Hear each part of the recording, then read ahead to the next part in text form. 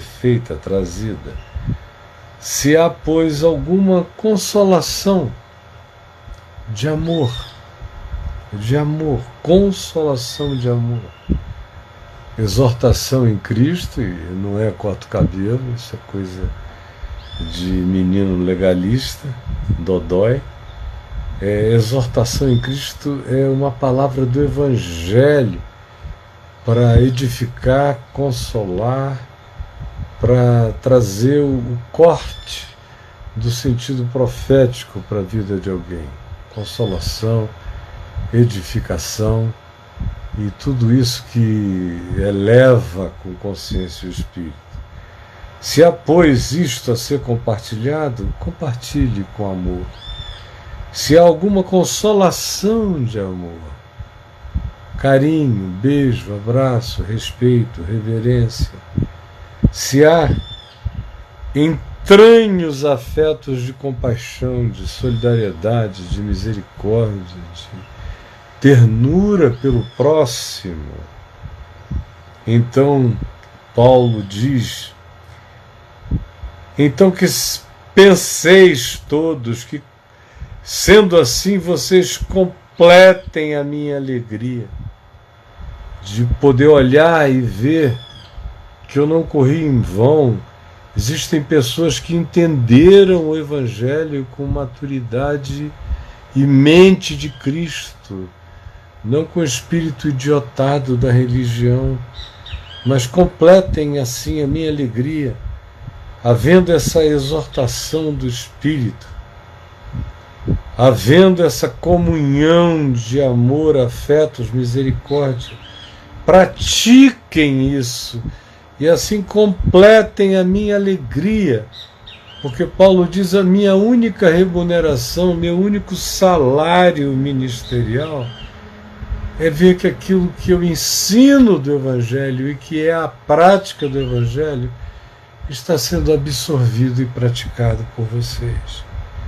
Então completem, preencham a minha alegria, de modo que penseis a mesma coisa no Evangelho. Que o Evangelho seja a chave de interpretação, seja o ponto de convergência, ponto de vista, ponto de partida, ponto de referência, ponto de chegada. Seja o Evangelho. Que penseis segundo o Evangelho.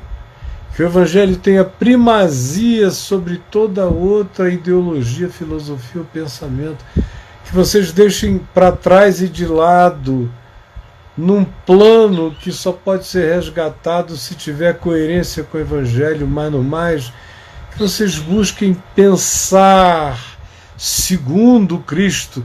Vocês sejam reprodutores dos pensamentos de Jesus. Isso é que significa esse apelo de completem a minha alegria, pensando a mesma coisa. Que tenhais o mesmo amor, sincero, maduro, não fingido, não verborrágico, não apenas de palavras ou de dramalhões fraternos, mas tenhais o mesmo amor prático, objetivo, cheio de graça, de socorro, de amparo, de acolhimento, de tolerância, de companhia na fraqueza, no fracasso. Que vocês tenham esse tipo de amor que vem de Cristo, que a gente aprende do modo como Jesus praticou o amor segundo o Evangelho. Sejais também unidos de alma, tendo o mesmo amor, a alma de vocês compartilhem de sentimentos semelhantes, que decorrerão de interpretações baseadas na mesma chave hermenêutica, no mesmo abrir, no mesmo olhar, no mesmo discernir. Isso vai produzir em vocês o mesmo amor. Isso vai fazer com que vocês sejam unidos afetivamente, Isso era o que Paulo esperava que uma igreja fosse, que um grupo de adoradores de Cristo no Evangelho se tornassem, que uma comunidade de discípulos, maior, média, menor, mas todos tivessem essa compreensão, o mesmo amor, a mesma alma, unida, na mesma convergência de interpretação, que não é segundo a cabeça de ninguém, mas é segundo o Evangelho ao qual todos nós temos acesso e todos nós podemos fazer nossa própria síntese coerente e unida de compreensão, para que tenhamos o mesmo sentir, a mesma alma, não almas divididas, cheias de ódio, facção, dissensão, prevenção, malícia, como você encontra por aí. Isso é tudo, é um ajuntamento, é um clube, mas não é igreja. Igreja de Deus tem que carregar algumas marcas do DNA de Jesus, do DNA do Evangelho. Tem que carregar algo da genealogia do Cristo, tem que nascer de Jesus, ou seja, tem que ser filha de Deus, no sentido de carregar os traços do Pai. Do contrário, não é igreja de Deus, não é igreja de filhos de Deus. É uma igreja só de um ajuntamento político, ideológico, religioso, busca de poder e interesses diabólicos e mesquinhos, diferentes, mas que vocês sejam unidos de alma, tendo o mesmo sentimento. O mesmo sentimento. Isso parece agora uma coisa completamente impossível de que se obtenha, mas eu já vivi em igreja assim. Eu fui pastor 7 para 8 anos com meu pai na Igreja Presbiteriana de Manaus, nos anos 70, e nós éramos assim, cheios de consolação, de amor. Vocês lembram o pessoal de Manaus que me assiste aqui, os da antiga, os jovens já nem lembram mais o que é isso, ou nem foram informados.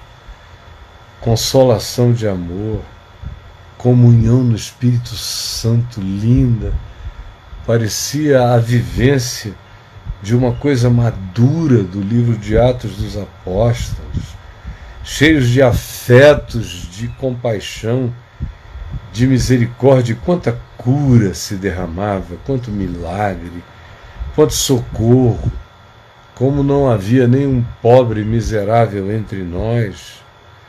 E eu conheço essa alegria, e meu pai também, de ser pastor de gente assim, de olhar e dizer: a igreja é verdade, a igreja é possível, ela pode acontecer, ela está aqui diante dos nossos olhos, e nós somos parte dela, e ela aprende o Espírito de Cristo conosco, de modo que nós estamos cheios de alegria por vermos que esses discípulos que Deus nos deu pensam a mesma coisa, têm o mesmo amor maduro,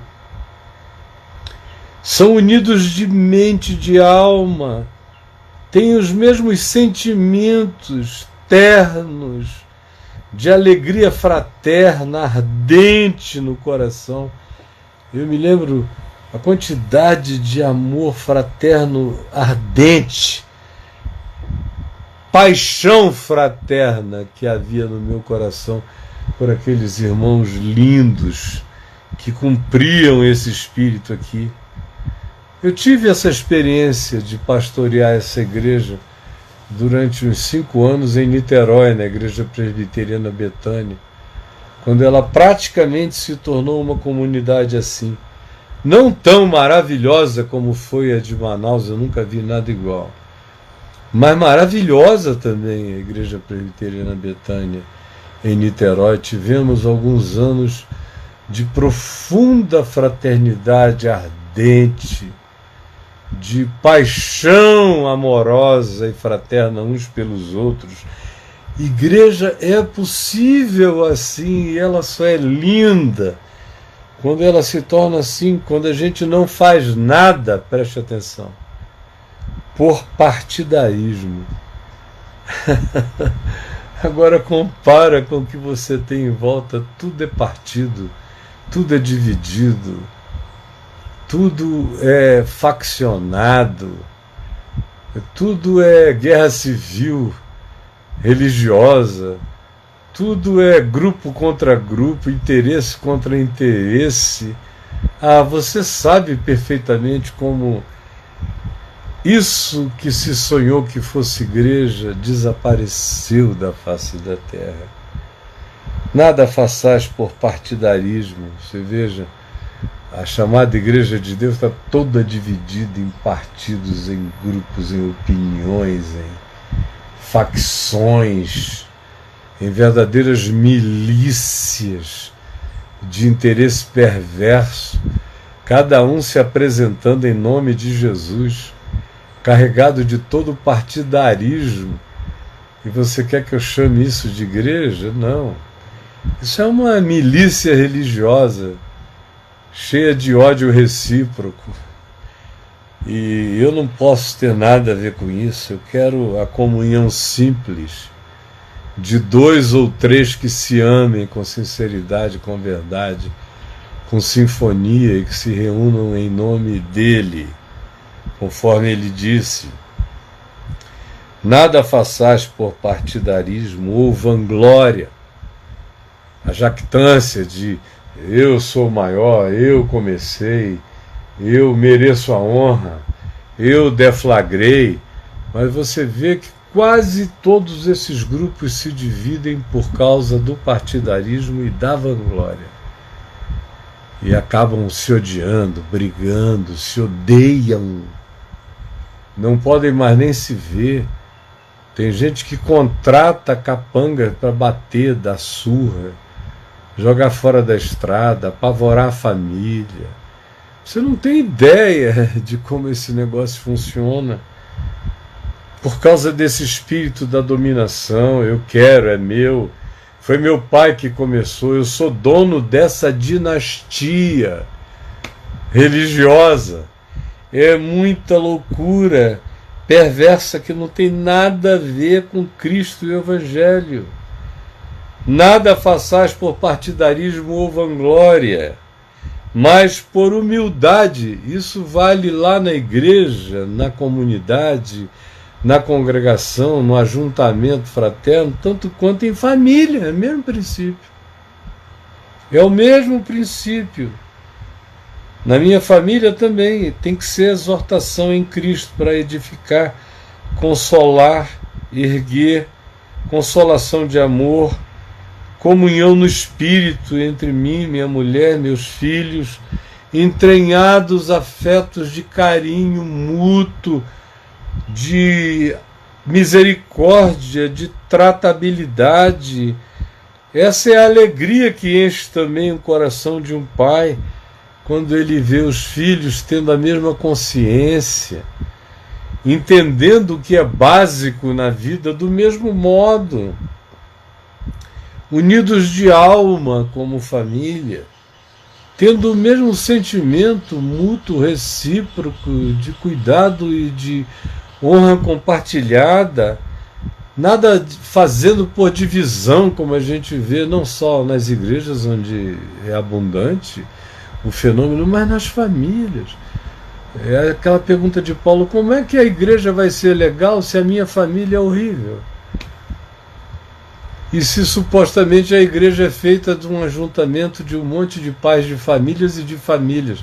Se essas famílias são horrorosas, essa igreja vai ser demoníaca, porque tudo tem que começar nos âmbitos do amor mais próximo e mais íntimo que eu consiga praticar, vivendo com humildade. Sem humildade a gente não consegue viver saudavelmente em lugar nenhum, nem na família da gente.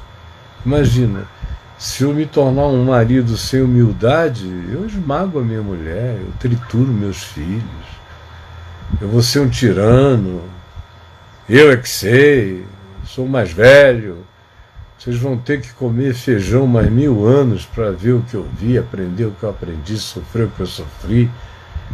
Isso pode ser um argumento de um chauvinista machista, mas é sem amor e sem humildade. Porque a humildade se curva, observa e aprende todo dia, com crianças, com netinhos, com filhinhos, com circunstâncias, com a experiência das novas gerações. Tem que haver humildade. E também é óbvio naquilo que você chama de igreja.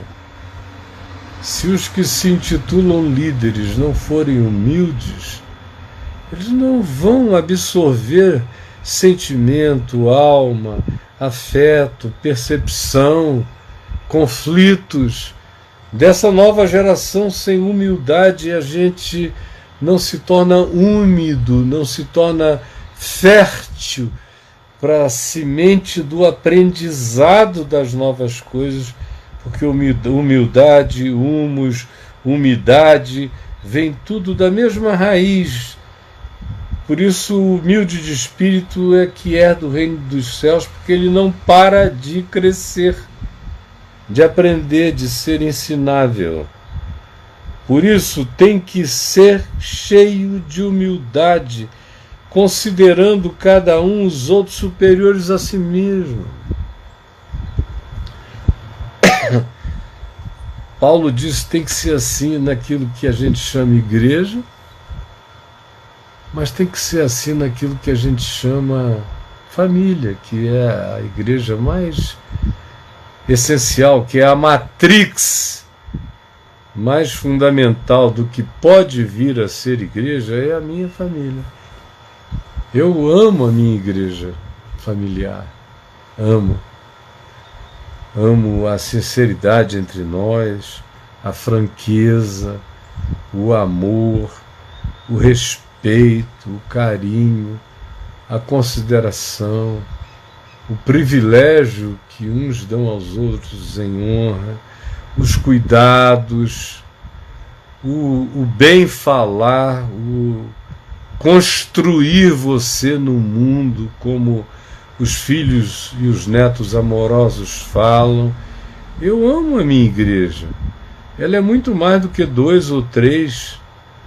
A minha igreja familiar é feita de mais de 2 dezenas de pessoas. Elas não são todas iguais, mas elas têm convergência de pensamento para as mesmas colunas mestras que edificam o pensamento segundo o Evangelho, os sentimentos, as emoções. Todos fazem a mesma convergência para aquilo que é importante. Eu amo a minha igreja.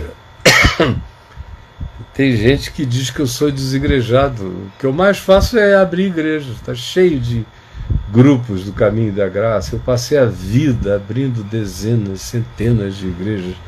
Até hoje, todo dia, tem gente que se comunica comigo dizendo: comecei um grupo, uma congregação, uma igreja baseado no que você ensina. Isso está crescendo aos milhares pela terra. Aos milhares. E você vem dizer que eu não sou um homem da igreja? Eu sou infinitamente mais do que você. Quem está aqui ensinando o que é a igreja, como ela deve amar, como ela deve se posicionar, sou eu, não é você, meu amigo. Chamando todo mundo para essa convergência no Evangelho, é um privilégio meu, que eu faço com humildade, considerando os outros superiores a mim mesmo, a começar da minha casa. Minha mulher tem primazia sobre mim, meus filhos, meus netos, aqueles que me ajudam no serviço. Senão, o Evangelho não terá tido nenhuma entrada na minha existência, na minha mente, no meu coração. Não tenha cada um em vista o que é apenas propriamente seu. Na família, por exemplo, hoje em dia, cada um só tem em vista o que é propriamente seu. é o quarto, é a minha privacidade, é até o meu móvel, que foi o pai que deu, a mãe, é tudo, é uma demanda, é uma cobrança, é uma veemência, é uma arrogância. Não há mais quase nada em comum, nem mesmo em família. Cada um dividindo os seus pedaços. Por isso há cada vez mais briga na hora que um pai morre, uma mãe morre, na divisão da herança, porque já é todo mundo tomado por partidarismos, divisões, é meu, isso não é teu. É um sentimento horroroso que não tem como melhorar ninguém. Não tem como melhorar a família, vai melhorar o quê? Melhorar o ajuntamento desses desajuntados num agrupamento chamado igreja, que magicamente vai ficar melhor sendo vocês tão ruins assim? De onde é que veio essa expectativa mágica? Não tenha cada um em vista o que é propriamente seu, senão também cada qual que é dos outros. Isso vai da escolha na geladeira. Eu abro, eu tenho 5 coisas que eu consigo comer, 3, 4. Tem uma que só uma pessoa da família come aquilo por alguma razão, de saúde, dieta ou até mesmo de prazer, não consegue comer outra coisa. O que eu faço? Eu vou e pego essa coisa? Ou eu me sirvo do que eu posso e reservo aquilo com todo amor para essa pessoa? Parece bobagem o que eu estou dizendo, mas não é não. Os ferimentos leves do cotidiano vão se aprofundando por atitudes desse tipo de egoísmo crônico, constante, desinteressado pelo que é dos outros, ou pela preferência dos outros, ou pela necessidade dos outros. Tende em vós, para viver isso aqui, agora Paulo diz o que eu tenho que ter em mim, senão isso aqui nunca existirá. Tende em vós o mesmo sentimento que houve também em Cristo Jesus, pois ele, subsistindo em forma de Deus, podendo qualquer coisa, não julgou ser igual a Deus. É um Deus que desiste de ser Deus, é um Deus que, sendo Deus, morre, é o Cordeiro que se entrega, que se estilhaça em vida, criando trilhões de universos, mundos e cosmos, porque sendo Deus não foi Deus para si, sendo Deus se deu para ser o Deus de trilhões de criaturas e de percepções e de mundos e de liberdades e de experiências. Para eu poder lidar com a diferença na família, na igreja, no mundo, eu tenho que ter esse mesmo sentimento que, podendo muita coisa, todavia não julga como um direito privilegiado, exercer esse poder, me tornar essa potestade, assumir que nem um filho tinha nascido, eu vim primeiro, logo eu sou o Deus da casa. Depende, graças a Deus eu tenho sido salvo pelos meus filhos tantas vezes, tantos anos, salvo pela minha mulher, salvo por netinhos, por pequenos movimentos deles que me ensinam tanta coisa, porque esse sentimento de Cristo Jesus cresceu tomando conta de mim, cada dia mais toma conta de mim. E quando eu ficar ainda mais velho, ele vai crescer tanto que vai ser o próprio sentimento de Cristo Jesus em mim, podendo muita coisa e desistindo de muitas delas para transformar o que eu posso num poder que crie,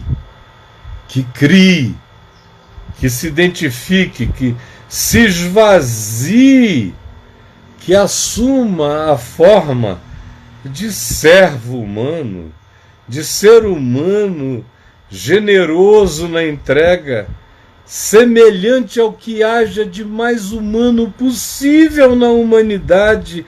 Quanto mais humano eu seja, mais divino o meu ser se tornará.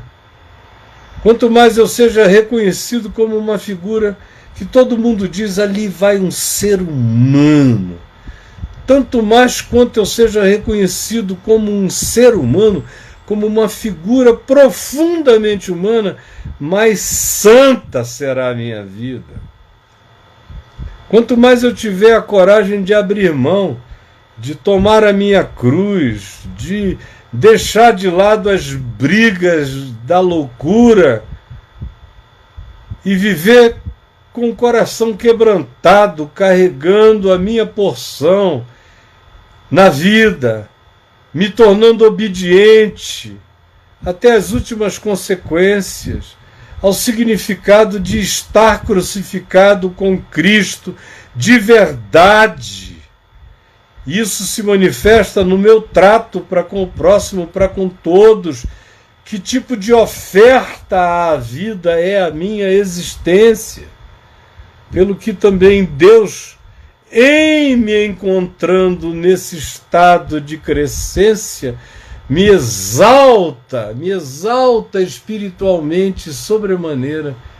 Posso não ser exaltado entre os homens, mas o Senhor me exalta. O mundo espiritual me reconhece. Conheço a Jesus e sei quem é Paulo, e sei quem é Caio, sei quem é o João.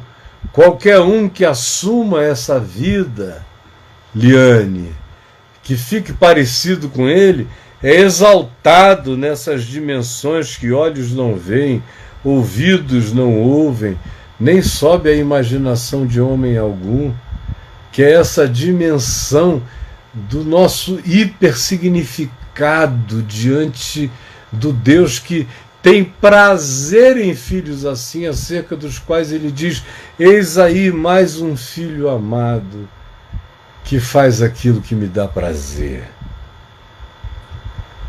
Quando a gente se torna obediente e Deus nos exalta sobremaneira, e a semelhança de Jesus nos coloca assentados nos lugares celestiais, acima de todo principado, potestade e poder, me exalta em Cristo, me cristifica, me faz habitar de um poder espiritual que estremece anjos, demônios, criaturas, porque eu estou fazendo a viagem de Cristo Jesus no mundo, na história e nas dimensões do meu próprio ser e do meu próprio coração. Esse é o caminho para a gente poder ser esse tipo de pessoa que não age por partidarismo, vanglória, disputa, guerra. Antes é humilde no trato, ama, é afetuoso, é generoso, é manso, é lindamente humano, extravagantemente divino na prática da sua humanidade mais simples. É isso que provoca essa alegria eterna no coração do Pai, que, como disse acerca de Jesus, quer dizer acerca de mim, de ti, de todos nós: eis o meu Filho amado, em quem eu encontro todo prazer, todos os dias.